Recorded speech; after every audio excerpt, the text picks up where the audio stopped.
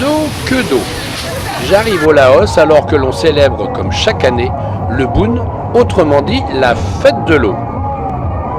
Durant 3 jours entiers, toute la population du pays va fêter dignement l'événement, à grands coups de seaux d'eau, tuyaux d'arrosage ou bien d'autres moyens encore, n'ayant pour seul but que de vous noyer de la tête aux pieds. Lao Pimai, comme l'on nomme cette fête, notre jour de l'an à nous, donne lieu chaque année aux mêmes dates, 15, 16 et 17 avril, à 3 jours fériés.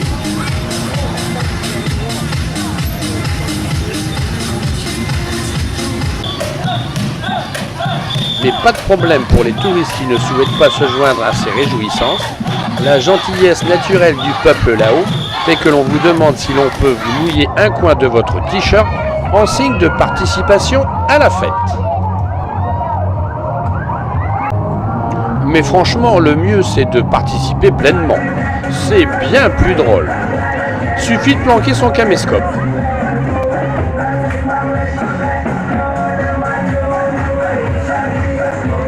Lao Pimai coïncide avec le renouveau de la nature et l'apparition des premières pluies.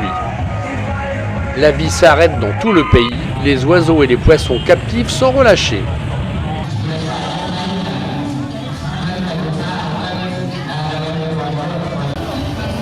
Dans les temples, les fidèles aspergent d'eau lustrale les statues de Bouddha et déposent en guise d'offrande des fruits et des fleurs devant les différents autels. Et sous prétexte de purification, les Laotiens descendent dans les rues et s'aspergent copieusement.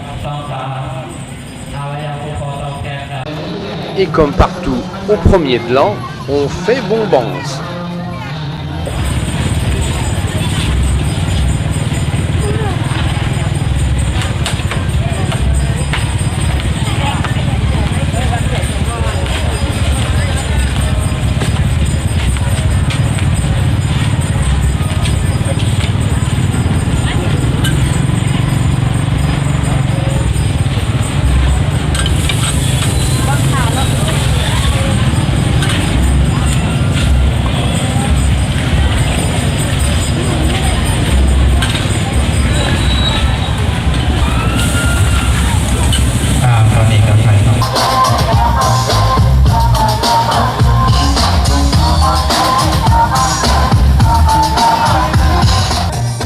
Et comme dans bien des boîtes de nuit occidentales, et même si l'on est en plein jour, on aime les bains de mousse et les t-shirts mouillés.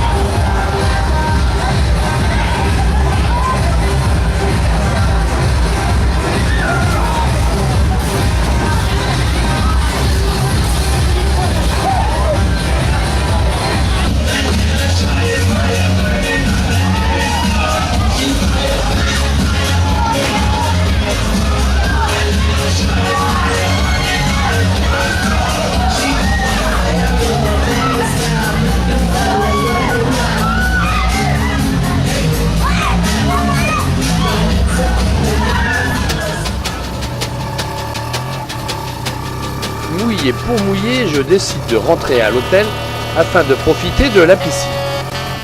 Mais attention, pas toujours facile d'éviter les pièges.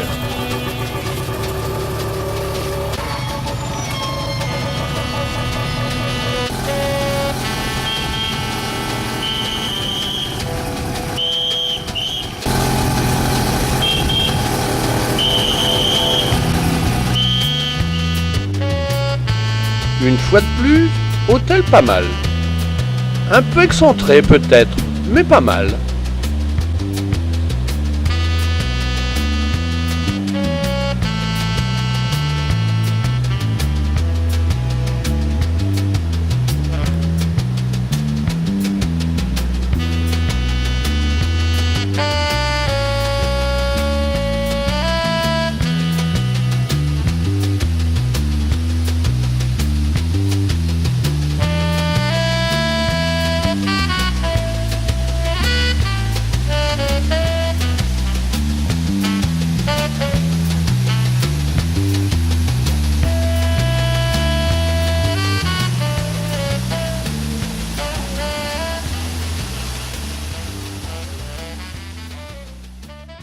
Mais partons à la découverte de Vientiane, la capitale.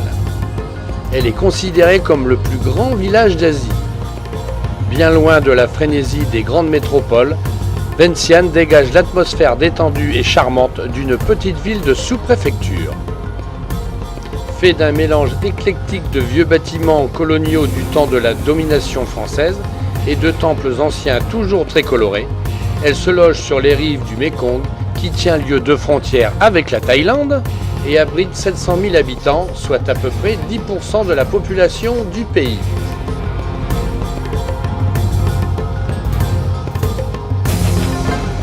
Mais évidemment, nous sommes le 16 avril et Lao Pimaï continue.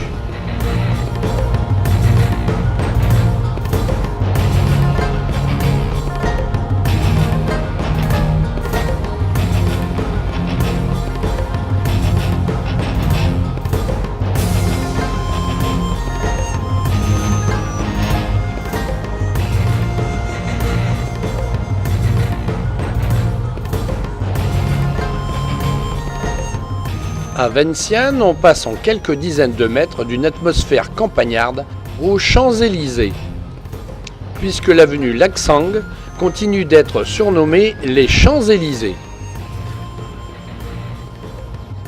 Y est installée l'ambassade de France.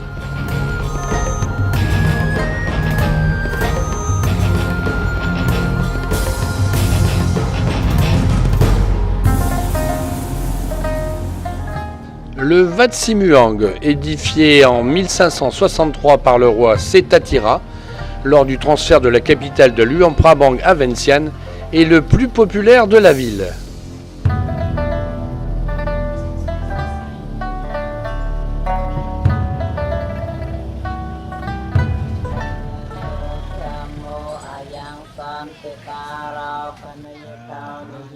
En ce jour d'offrande, de nombreux fidèles viennent honorer Bouddha.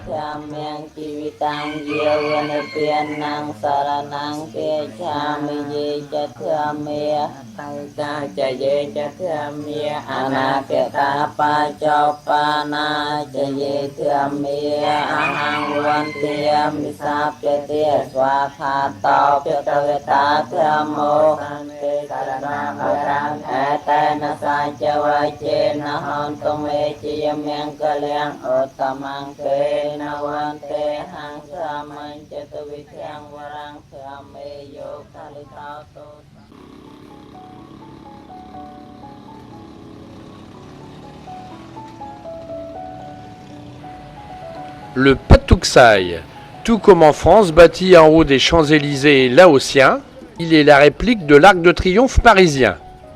Il fut construit dans les années 60 pour commémorer la mémoire des victimes de la guerre révolutionnaire.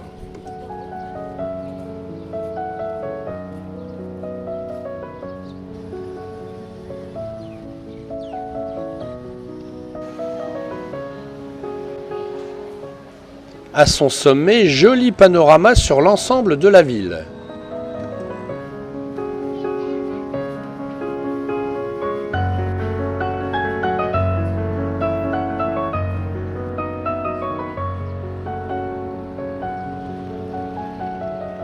À 3 km du centre-ville, le Tat Luang.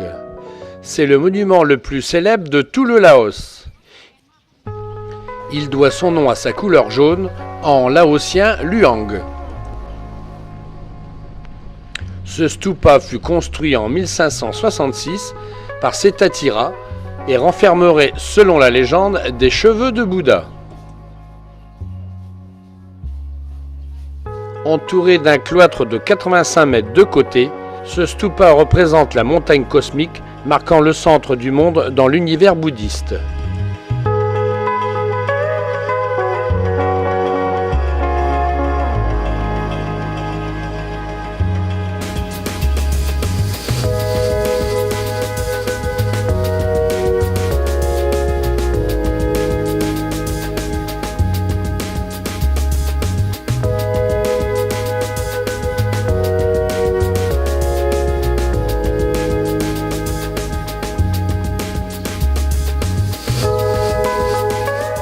Au milieu s'élève le Tat proprement dit, à 4 arêtes surmontées d'une flèche de 45 mètres de hauteur, dont les parties centrales en forme de bulbe reposent sur un socle de 3 étages décoré à sa base de grands pétales de lotus.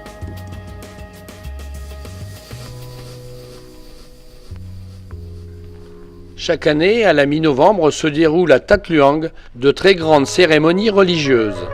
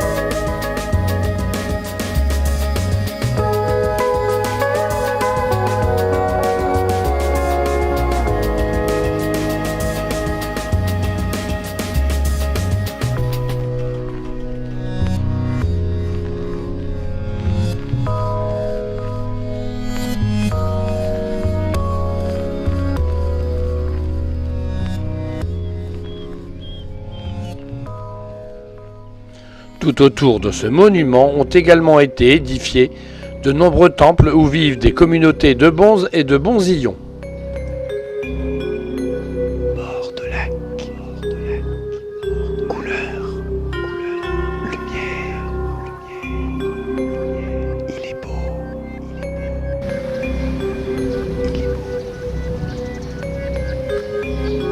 elle est belle.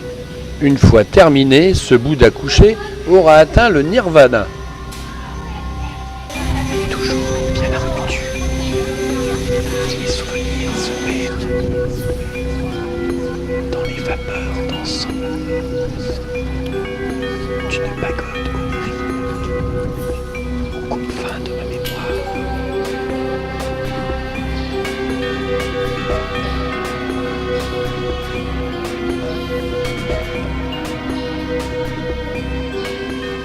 Dans ce temple aux décorations très figuratives, la vie monastique se déroule entre prière et méditation.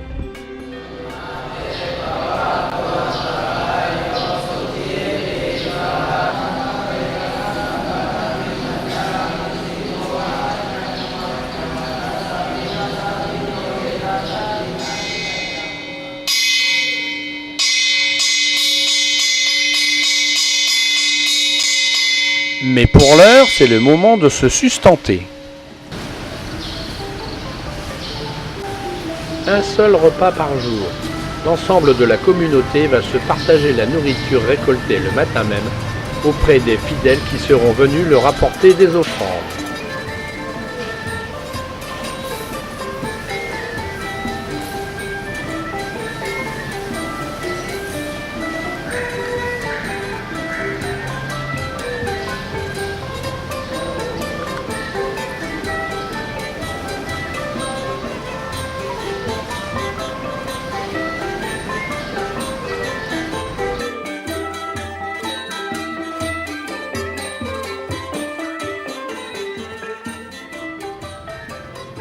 Dans cette capitale, pas de banlieue et encore moins de grandes banlieues.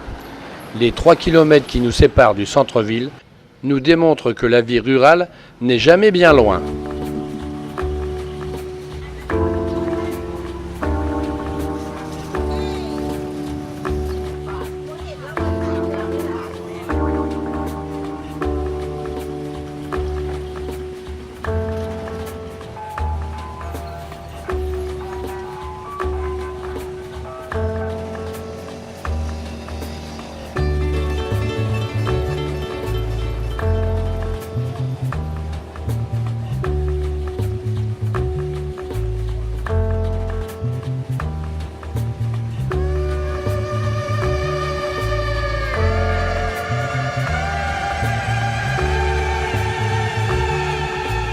Un petit tour de tuk-tuk pour me ramener en ville.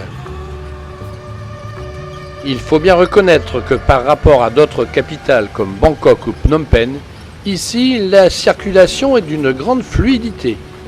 Pas de bouchons, pas d'embouteillage. Et passé 22 heures, les rues sont vides.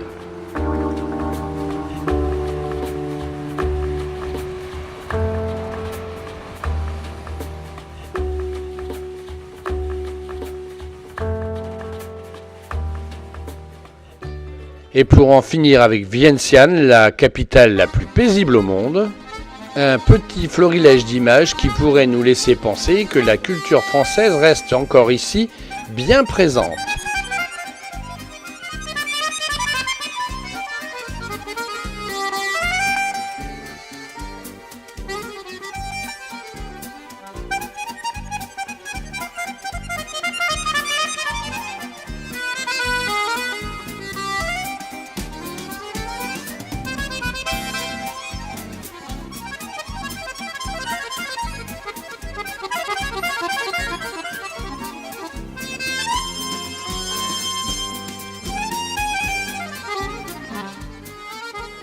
Et quand je vous dis qu'à Vientiane, on a une qualité de vie exceptionnelle, vous me croyez maintenant ?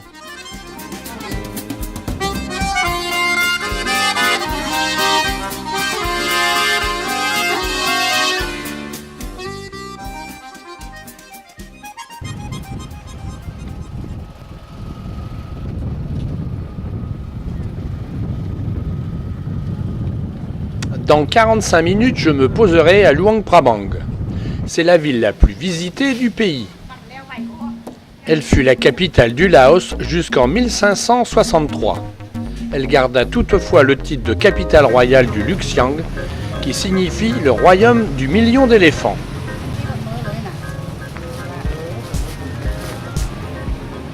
Luang Prabang est considérée comme l'une, voire la plus belle ville d'Asie,